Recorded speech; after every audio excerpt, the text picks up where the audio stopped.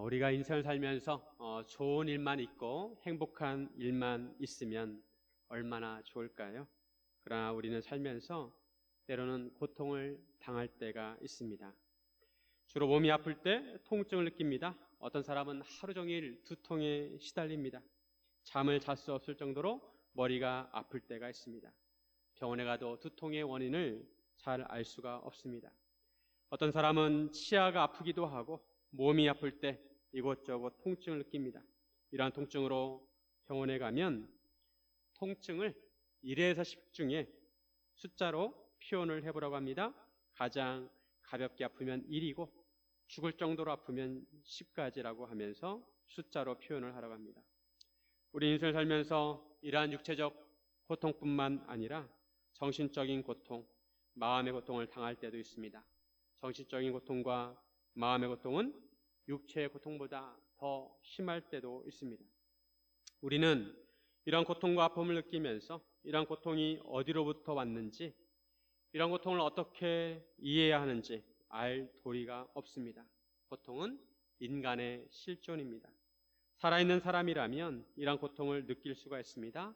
안타깝게도 코로나로 인해서 여러 가지 어려운 상황으로 인해서 지금도 고통을 느끼시는 분이 있을 줄로 압니다.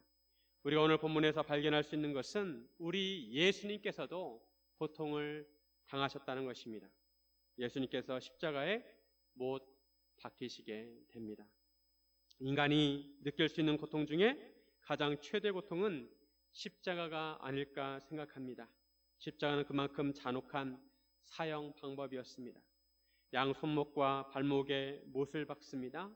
사람이 죽을 때 가장 편한 것은 죽는지도 모르게 잠자듯이 죽는 것입니다. 고통을 거의 느끼지 못합니다.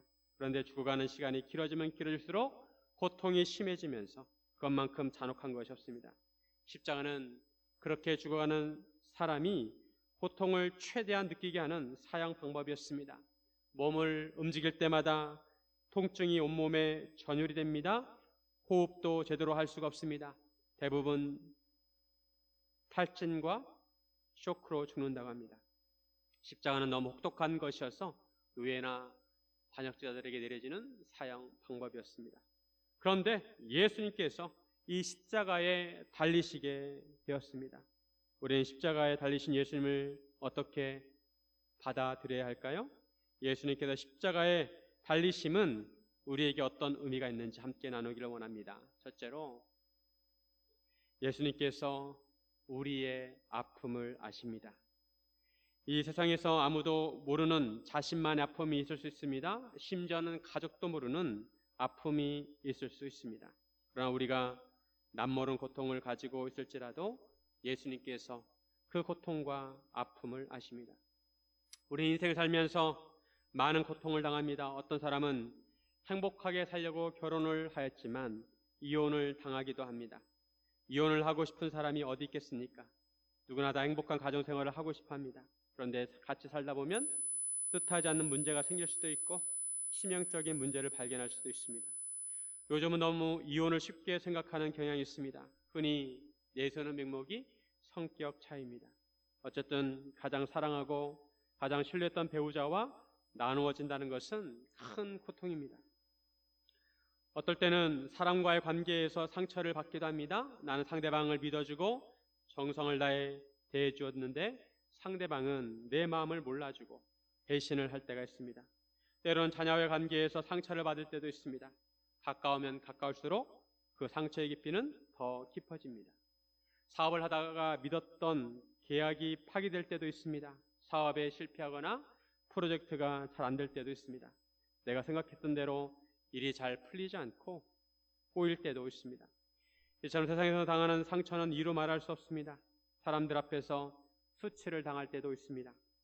실제로 사람들에게 맞을 때도 있습니다. 폭행을 당할 때도 있습니다. 이런 경우 창피해서 누구에게 말도 못하고 소가리를 하는 경우도 있습니다. 요즘 청소년들이 얼마나 무섭습니까?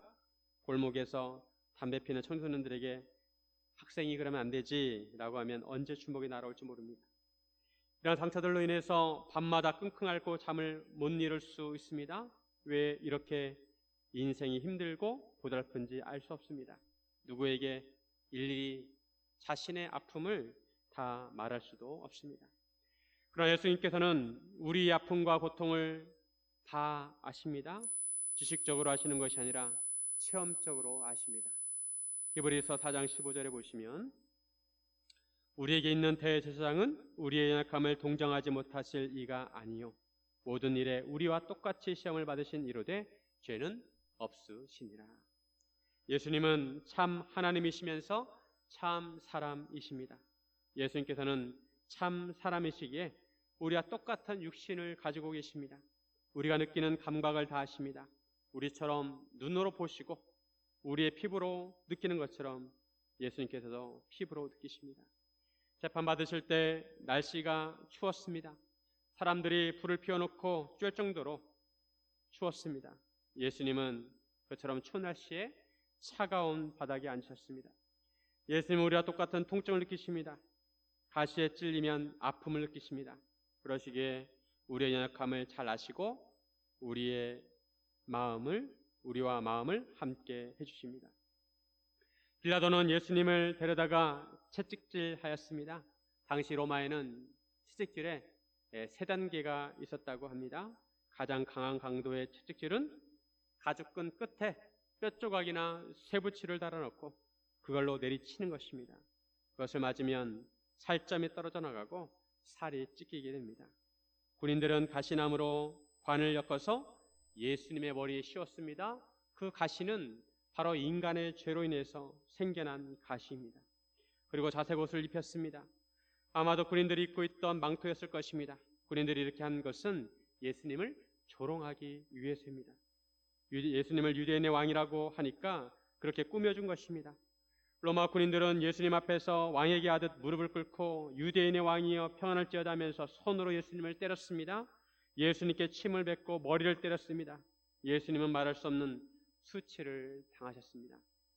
가장 높임을 받으셔야 하는 예수님이 가장 낮은 자의 취급을 받았습니다. 결국 빌라도는 예수님을 십자가에 못 박도록 넘겨주었습니다. 예수님께서는 자기 십자가를 지시고 골고다 언덕으로 올라가십니다.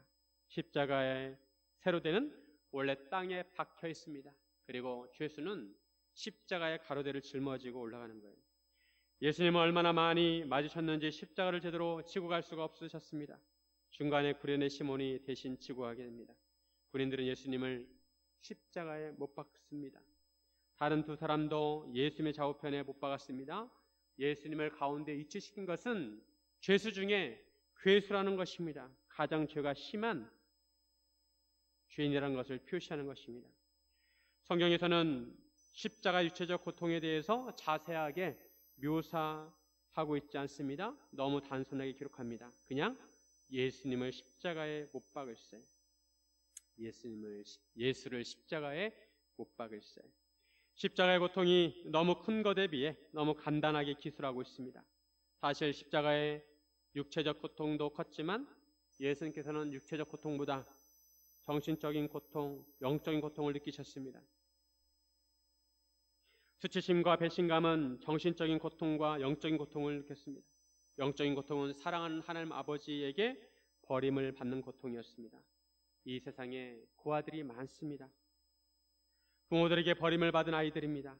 부모에게 버림받으면 얼마나 고통이 크겠습니까? 자존감도 낮고 평생 나는 왜 태어났고 나의 부모는 누구인지 생각하며 살 것입니다. 예수님께서는 이런 고아들의 심정도 아십니다. 예수님께서는 그 어느 인간보다 더 큰 고통을 느끼셨습니다. 그러기에 예수님께서는 우리의 고통을 아십니다. 우리가 말하지 않아도 우리의 마음과 아픔을 다 이해하십니다. 예수님은 우리 아픔을 다 아시기에 우리 마음을 예수님께 쏟아놓으면 우리를 긍휼히 여기시고 이해해 주십니다. 그래, 많이 아프지? 내가 너의 눈물과 너의 고통을 잘 안단다. 피 묻은 손으로 우리를 어루만지시면서 우리를 위로해 주십니다. 그래, 많이 힘들지? 내가 너를 위해 나의 피를 흘렸단다. 내가 너를 사랑한단다 라고 말씀하십니다. 사랑하는 여러분, 마음의 고통과 아픔이 있습니까? 예수님께 맡기시기를 바랍니다. 마음속에 깊은 고민이 있습니까? 예수님께 내어드리시기를 바랍니다. 우리 아픔과 문제를 위해 예수님께서 십자가를 지셨습니다. 사랑하는 성도 여러분, 예수님 앞에 나아가 긍휼하심을 받으시기를 주님의 이름으로 축원드립니다. 둘째로 예수님께서 새 언약을 주셨습니다. 예수님께서는 연약한 우리를 위해 새 언약을 세우셨습니다. 옛 언약은 시내 산에서 세웠습니다. 여호와 하나님께서 애굽에서 고통 가운데 노예 생활하고 있는 이스라엘 백성을 구원하셔서 홍해 바다를 건너 광야로 인도하셨습니다. 그리고 시내 산에서 하나님께서 이스라엘 백성들과 언약을 맺으십니다. 하나님은 이스라엘 하나님이 되시고 이스라엘은 하나님의 백성이 되는 언약이었습니다. 하나님께서는 이스라엘 백성들이 하나님의 백성답게 사는 방법을 알려주시려고 율법을 주십니다. 군인은 군인이 지켜야 할 규범이 있고 학생은 학생이 지켜야 할 규범이 있듯이 하나님의 백성은 하나님의 백성이 지켜야 할 법이 있습니다. 하나님께서는 다른 것보다도 하나님의 백성이 거룩해지기를 바라셨습니다. 죄를 가지고 태어난 인간이 가장 하나님의 백성다워지는 것은 하나님처럼 거룩해지는 것입니다. 그런데 이스라엘 백성은 가나안 땅에 들어가서 얼마 지나지 않아 타락하였습니다. 하나님과 맺은 언약을 잊어버리고 하나님을 믿지 않고 하나님의 말씀을 지켜야 함에도 자기들 마음대로 살았습니다. 하나님께서 가장 싫어하시는 죄는 다른 신을 섬기는 죄입니다. 십계명 중 제1계명이 나 외에 다른 신을 내게 두지 말라는 것입니다. 반항기가 가득한 사춘기 자녀들처럼 구속받기를 싫어하고 하나님을 배반하고 이방신을 섬겼습니다. 이스라엘 백성은 만년 사춘기였습니다. 그럼에도 하나님께서는 이스라엘 민족을 잊지 않으시고 눈을 떼지 않으십니다. 왜냐하면 이스라엘 백성과 맺은 언약 때문입니다. 하나님께서는 이스라엘 백성들이 하나님을 배반하고 타락할 때마다 선지자들을 보내셔서 하나님과의 언약 관계를 상기시켜 주십니다. 나는 너희의 하나님이다. 너희는 나의 백성이다. 그럼에도 이스라엘 백성은 그 선지자들의 말을 듣지 않고 오히려 선지자를 핍박하고 심지어 죽입니다. 이스라엘의 부패는 갈수록 심해져서 결국 나라가 망하게 됩니다. 하나님께서 이스라엘 백성을 어떻게 해서든지 하나님의 사람으로 만들어 보시려고 매를 드신 것입니다. 이스라엘 백성은 하나님의 매를 맞으면 잠시 정신을 차렸다가도 시간이 지나면 또 정신을 차리지 못합니다. 하나님께서 마지막으로 하나님의 아들 예수님을 보내셨는데도 그들은 예수님을 알아보지 못하였습니다. 유대인들은 메시아를 기다렸지만 메시아를 알아보지 못했습니다.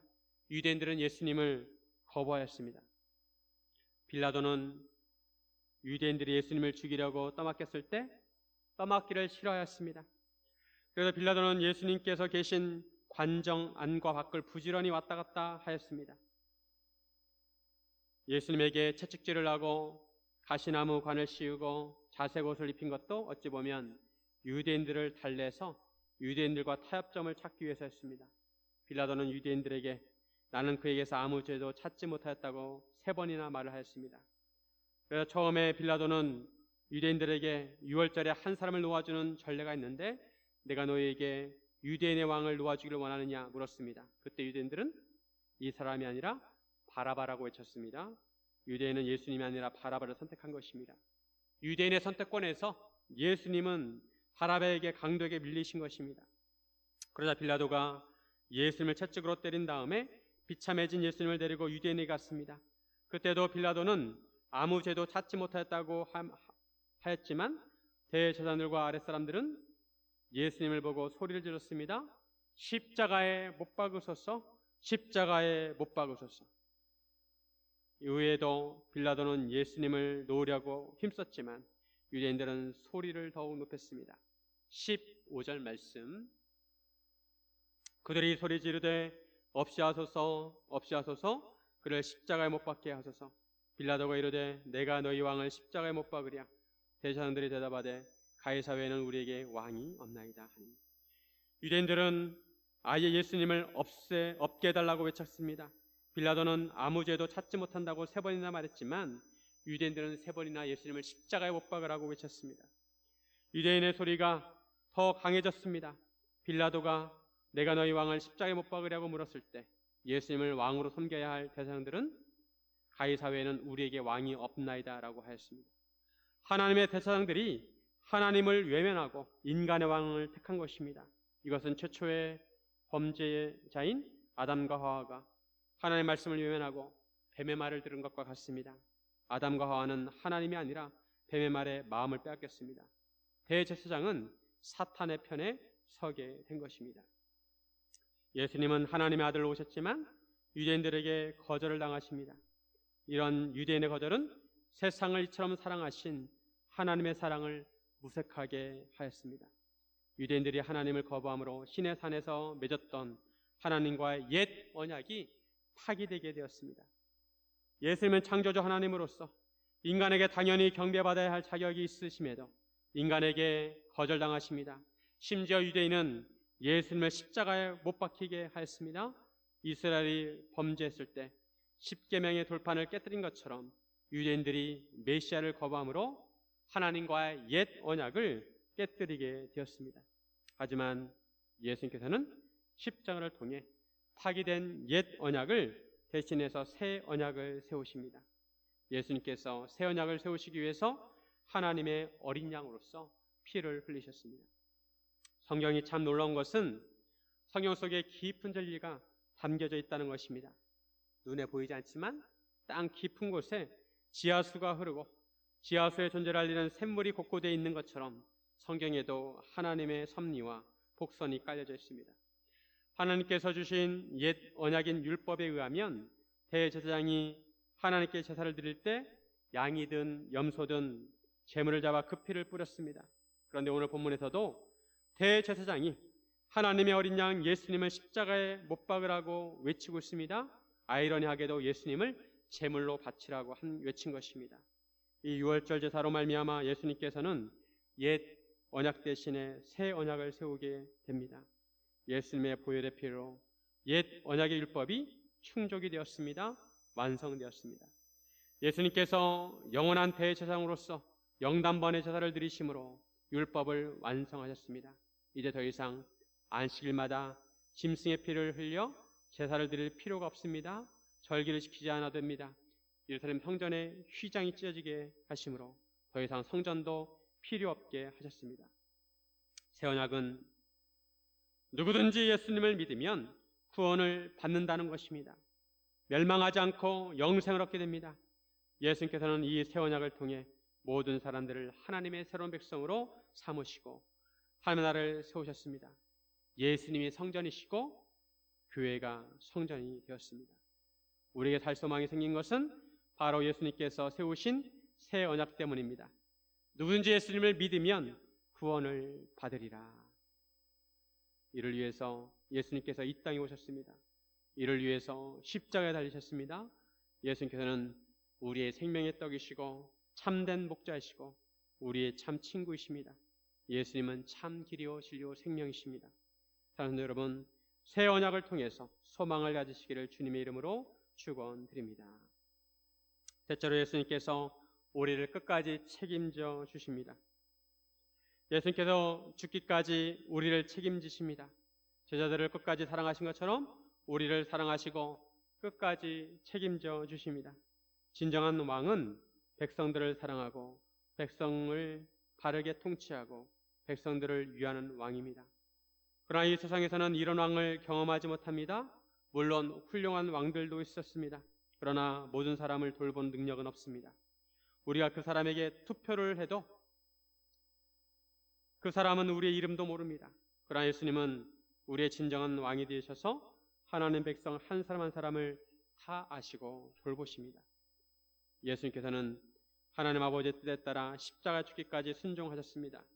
이처럼 예수님께서 하나님께 모든 것을 맡기셨을 때 하나님께서 모든 것을 책임져 주셨습니다. 예수님의 모든 것을 책임져 주셨습니다. 하나님께서 예수님을 다시 살아나게 하시고 만왕의 왕이 되게 하셨습니다.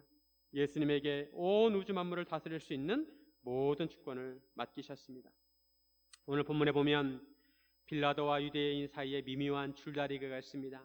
빌라도는 예수님을 놓으려고 하였습니다. 그러나 번번이 유대인들이 반대를 합니다. 빌라도는 예수님을 놓으려고 힘썼습니다. 그러나 유대인들은 빌라도를 협박합니다. 12절에 보시면 12절 말씀, 이러므로 빌라도가 예수를 놓으려고 힘썼으나 유대인들이 소리질러 이르되 이 사람을 놓으면 가이사의 충신이 아니니이다. 무릇 자기를 왕이라 하는 자는 가이사를 반역하는 것이니. 유대인들은 예수님을 빌라도에게 넘길 때 예수님이 유대인의 왕이라는 반역죄를 지었다는 명목으로 넘겼습니다. 로마법으로 따지면 명백한 반역죄입니다. 그런데 빌라도는 유대인들의 속셈을 알았습니다. 예수님에게 유대인의 왕이라는 제목을 씌운 것은 정치적인 문제가 아니라 유대인의 종교적인 문제로 인한 것을 알았습니다. 그래서 빌라도는 이 문제에 관여하고 싶지 않았습니다. 유대인들 너희가 알아서 처리하라는 것입니다. 그러나 유대인들이 물러서지 않았습니다. 만약에 유대인의 왕이라고 하는 자를 그냥 놓아주면 빌라도 총독은 가이사의 충신이 아니라고 협박하였습니다. 자기를 왕이라고 하는 자를 놓아주면 그것은 가이사를 반역하는 것이라고 했습니다. 이런 유대인의 말은 빌라도의 심장이 떨어지게 하는 말이었습니다. 사실 빌라도는 로마 군의대 세자누스의 도움으로 총독으로 임명을 받았습니다. 그 당시 로마 황제가 티베리우스였습니다. 빌라도가 괴팍한 면이 있었지만 세자누스가 황제에게 잘 말해주어서 총독이 된 것입니다. 그 당시 로마에는 13명의 총독이 있었다고 합니다. 로마 황제는 총독을 견제하기 위해서 식민지 주민들에게 직접 황제에게 상소할 수 있는 제도를 만들었습니다. 총독이 잘못할 경우 식민지 주민들이 바로 황제에게 고발할 수 있었습니다. 빌라도의 후원자 세자누스가 후에 황제의 신임을 잃고 죽게 됩니다. 이런 상황에서 만약 황제에게 빌라도에 대한 상소가 들어간다면 빌라도의 목이 위태로웠습니다. 빌라도는 되도록 신중해야 했습니다. 유대인들은 빌라도의 아킬레스건을 잡고 협박한 것입니다. 빌라도는 이런 유대인의 압력에 떠밀려 예수님을 십자가에 못 박도록 넘겨주었습니다. 그날은 6월절의 준비일이었습니다. 제6시에 유대인에게 예수님을 넘겨주게 됩니다. 제6시 오후 12시는 유대인들이 제사를 드리기 위해서 양을 잡는 시간이었습니다. 빌라도는 자기 마음은 그렇지 않았어도 결국 예수님을 십자가에 못 박는데 앞장서게 되었습니다. 그래서 사도신경에도 그 이름이 나옵니다. 본디오 빌라도에게 고난을 받으사 십자가에 못 박혀 죽으시고. 이것이 인간의 연약함입니다. 인간관계, 사회적 관계가 실타래처럼 얽혀져 있어서 때로는 내가 원치 않지만 해야 하는 일들이 있습니다. 내가 가지고 있는 것을 잃지 않기 위해서 피하고 싶은 일을 해야 할 때가 있습니다. 그러나 예수님은 모든 것을 하나님께 맡기셨습니다. 왜냐하면 모든 권한이 하나님 아버지께 속한 것을 아셨기 때문입니다. 이에 반해 빌라도는 자기 자신을 지키기 위해서 두려워하는 마음이 있었습니다. 빌라도는 유대인들이 예수님을 가리켜 자기를 하나님의 아들이라고 한다고 하자 두려워하였습니다. 빌라도는 다신론이었습니다. 여러 신을 섬겼습니다. 그래서 혹시라도 예수님을 신이 보낸 자라고 여긴 것입니다. 그래서 빌라도는 예수님께 묻습니다. 너는 어디로부터냐? 그러나 예수님은 대답하지 않으십니다. 앞에서 이미 예수님은 예수님의 나라가 위로부터 왔다고 하셨습니다. 예수님께서 대답을 하지 않으시자 빌라도가 다시 말합니다. 내가 너를 놓을 권세도 있고 십자가에 못 박을 권한도 있는 줄 알지 못하느냐? 한마디로 예수님의 목숨이 자기에게 달려있다는 것입니다. 그래서 예수님께서 이렇게 말씀하십니다. 11절 말씀 우리 같이 한번 읽습니다. 11절 예수께서 대답하시되 위에서 주지 아니하셨더라면 나를 해할 권한이 없었으리니 그러므로 나를 내게 넘겨준 자의 죄는 더 크다 하시니라. 빌라도는 알량한 자기의 권한을 내세웠습니다. 그러나 그 권한도 하나님께서 주시 않으셨다면 사용할 수 없다는 것입니다. 그러시면서 예수님께서는 나를 내게 넘겨준 자의 죄가 더 크다고 하십니다. 이 말씀은 빌라도도 죄가 있지만 예수님을 빌라도에게 넘겨준 자 죄가 더 크다는 것입니다. 예수를 넘겨준 자는 대제사장들입니다. 예수님은 하나님의 주권을 인정하셨습니다. 심지어는 예수님을 죽일 수 있는 권한이 빌라도에게 있는 것도 인정하셨습니다. 그 권한을 하나님 아버지께서 주셨다는 것을 인정하셨습니다. 예수님은 빌라도에 의해 죽으셔도 모든 권한을 가지신 하나님 아버지께 자신을 맡기셨습니다. 순종하셨습니다. 이처럼 하나님께 모든 것을 맡기셨을 때 하나님께서 결국 예수님을 높여 주십니다. 빌립보서 2장 8절에서 11절 말씀. 사람의 모양으로 나타나사 자기를 낮추시고 죽기까지 복종하셨으니 십자가에 죽으심이라. 여러분, 하나님이 그를 지극히 높여 모든 이름 위에 뛰어난 이름을 주사 하늘에 있는 자들과 땅에 있는 자들과 땅 아래에 있는 자들로 모든 무릎을 예수 이름에 꿇게 하시고 모든 입으로 예수 그리스도를 주라 시인하여 하나님 아버지에게 영광을 돌리게 하셨느니라. 하나님 아버지께서 모든 무릎을 예수님의 무릎에 꿇게 하시고 모든 입으로 예수 그리스도를 주라 시인하게 하시고 예수를 지극히 높여 만왕의 왕이 되게 하십니다.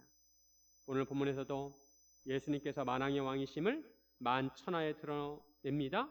바로 십자가 앞에 뭐라고 쓰여 있냐면 나사렛 예수 유대인의 왕이라 기록되었습니다. 히브리와 로마와 헬라말로 기록되었습니다. 빌라도가 이렇게 썼을 때 유대인의 대제사장들이 반발합니다. 유대인의 왕이라 쓰지 말고 자칭 유대인의 왕이라 쓰라 하였습니다. 그러나 빌라도는 자기가 쓸 것을 썼다고 합니다. 그러나도 유대인들에게 협박을 받아서 마음이 상한 빌라도가 유대인들에게 안갚음을 한 것입니다. 그런데 이 팻말 나사렛 예수 유대인의 왕은 바로 진리였습니다. 예수 그리스도는 만왕의 왕이십니다. 히브리와 로마와 헬라말로 기록되어서 모든 사람이 읽을 수 있도록 한 것은 예수님께서 모든 나라와 민족의 왕이시라는 것입니다.